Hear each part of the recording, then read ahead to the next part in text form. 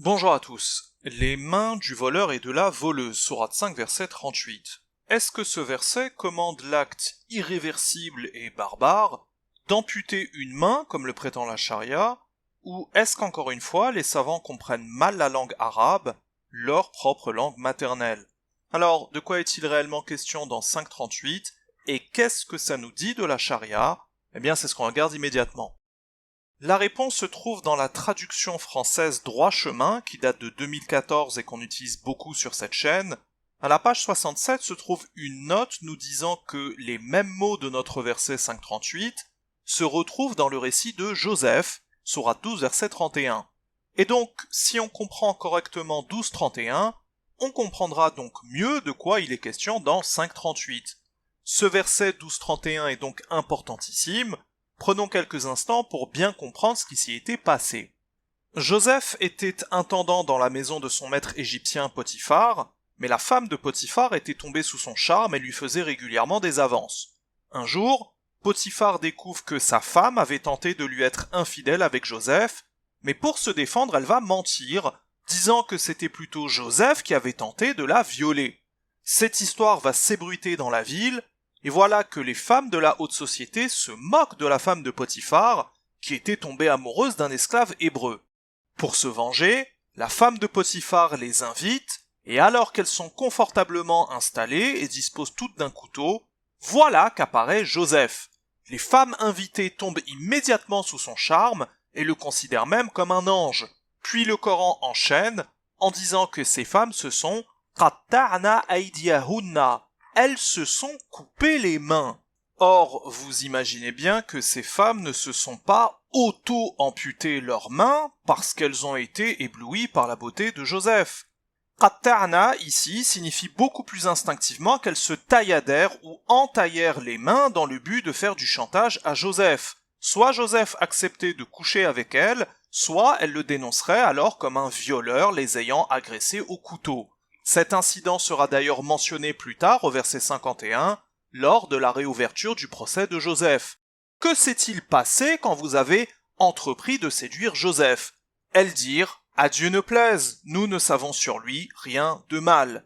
Il était donc bien question de séduction, de rapport sexuel, et il était bien question de lui faire du chantage en se mutilant les mains avec les couteaux. Petite parenthèse, si vous êtes intéressé par le récit de Joseph, on l'a commenté entièrement sur la chaîne, vous avez un lien dans la description, parenthèse fermée. Maintenant qu'on a compris le sens du mot « qattar », signifiant en fait « taillader » ou « entailler », on comprend mieux le verset 5.38. Il est en fait question d'un châtiment corporel sur les mains du voleur et de la voleuse, afin de les reconnaître. Ce n'est pas de la barbarie, c'est tout au contraire un châtiment d'intérêt général. En laissant une marque visible sur leurs mains, on sait à qui on a affaire, tout simplement. Et ne négligeons pas que les Arabes étaient un peuple commerçant, caravanier, voilà qui permet aussi de mieux comprendre cette pratique. Voilà le véritable sens de 5.38. Cependant, je pense qu'on sera tous d'accord pour dire qu'une victime d'un vol ne peut pas se satisfaire de ce châtiment. La victime voudrait bien récupérer ce qu'on lui a volé, au moins obtenir une compensation matérielle. Or, ça, le Coran n'en dit rien. Et si le Coran n'en dit rien, et ce sera le sujet de la prochaine vidéo, c'est tout simplement parce que la loi sur le vol était déjà inscrite dans la Torah, telle que précisée dans 5.43.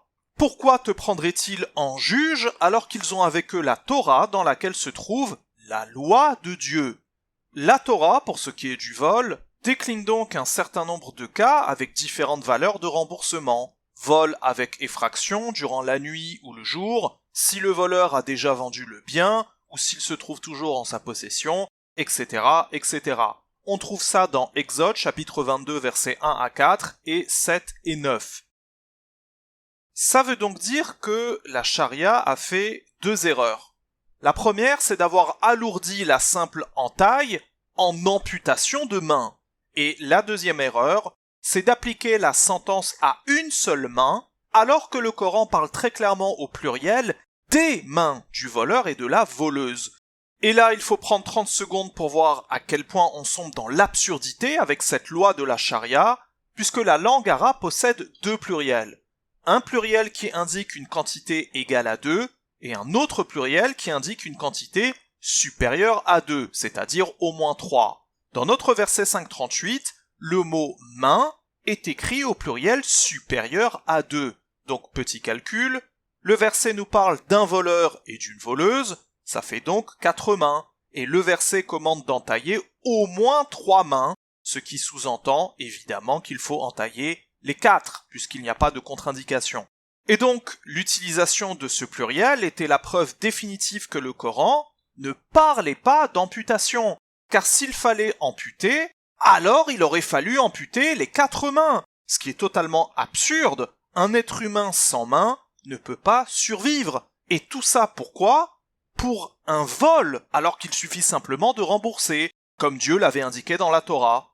Mais au lieu de se rendre compte que l'amputation n'avait pas de sens, les savants ont préféré ignorer volontairement le pluriel employé par le Coran et ont décidé que la sanction était bien l'amputation, mais qu'elle devait être pratiquée sur une seule main. Comme ça, le voleur pourrait tout de même survivre. Donc vous voyez bien qu'on navigue en pleine absurdité, ce qui est la grande spécialité du sunnisme. Et comme d'habitude avec le bricolage sunnite, on trouve des hadiths mettant en scène le prophète. Vous avez à l'écran 2 exemples dans lesquels le prophète aurait prétendument commandé l'amputation. Mais il faut être honnête, en réalité c'est très difficile pour qu'un tribunal en arrive à la sanction de l'amputation. Alors d'un côté on a envie de dire tant mieux, mais ce qui nous intéresse nous c'est de voir comment les religions compliquent toujours ce que Dieu a fait simplement.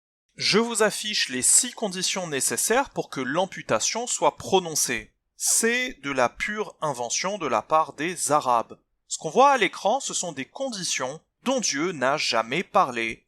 Vous pensez que certaines lois de la charia n'ont aucun sens, elles ne peuvent pas venir de Dieu et du prophète? Eh bien, vous avez totalement raison. Les Arabes adorent inventer tout et n'importe quoi sur n'importe quel sujet.